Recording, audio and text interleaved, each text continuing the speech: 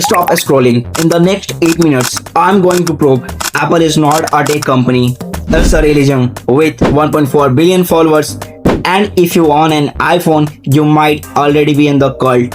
Here's the psychology. Apple is to make people obsessed with its products and why millions find it almost impossible to live. Meet Jack. Jack just spent nearly $1,000 on a new iPhone. He thinks he bought a phone, but Apple did not just sell Jack a device. They sold him an identity because Apple customers don't behave like normal customers.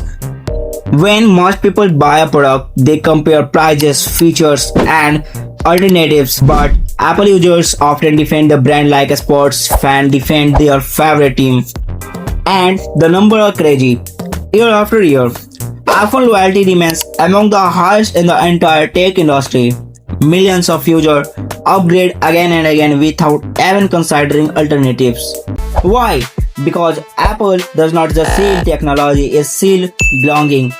And that strategy started when Apple was fighting for survival in the late 1990s. Every powerful movement needs two things, an enemy and a mission. For Apple, the enemy was Microsoft. Microsoft represented offices, spreadsheets, and corporate life. Apple positioned itself as the opposite, creative, rebellious, different. Then came to words that changes everything, think different. Most companies advertise products, Apple advertises identity. Suddenly buying a Mac was not just buying a computer, it was making a statement about who you were. You weren't a follower, you were the creative one, the innovator, the rebel. And once people connect a brand to their identity, logic becomes less important than emotions. That's why debates between Apple and Android users sometimes sound like products, comparisons, and more like rival warfare. Now let's talk about money. Most people don't notice how much they spend because their purchases happen over years. One iPhone, then another, airports, accessories, cloud storage, protection plans, app subscriptions. Individually, none of these seem expensive, but over a decade, the total can become surprisingly large. And here's the real questions. Are people paying only for technology? Or are they paying for something else? Status, trust, design, convenience, identity. Apple's biggest product might not be the iPhone, it might be the feeling that comes with owning one. Here's the twist.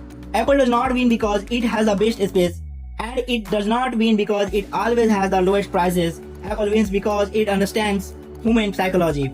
People want to belong, people want simplicity, people want status, people want stories, and Apple sells all four. At the same time, that's why competitors can copy features, but copying the emotional connection is much harder. Because Apple is not just selling devices, it's selling belief. So ask yourself one question. Are you buying Apple products because they are the best choice for you? Or because you are already inside the ecosystem? Comment rapid.